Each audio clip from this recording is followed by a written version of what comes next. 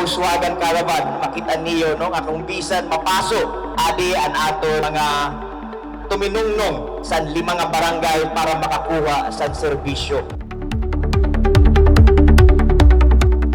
Gindara na mo ini kaupo na naton mga partners tikang sang pagtikang sini nga kauswagang karaban nga gitikangan ni sadto former governor nga niyan Congressman Edwin Ongchuan adi na at mga stakeholders ngan syempre ang aton na provincial government of Northern Samar adi ang iba-iba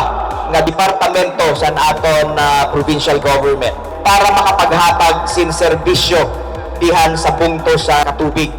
Dili na kamo magagastusan pagkadto sa katarman sa iyo mga papeles o kunanan iyo karuyag nga services nga makuha gindara namo mismo dihan sa bungtos ang katubig kay karuyag namon nga maipaabot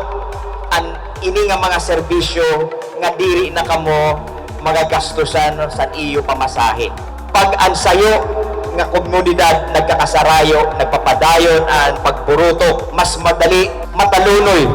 ang mga serbisyo maipapadara nga di sa iyo tagsa-tagsa nga barangay. Padayon ang pagburubligay base magpadayon man liwat ang mas marigon, mas mainuswagon, nga mas malipayon nga norte san Samar.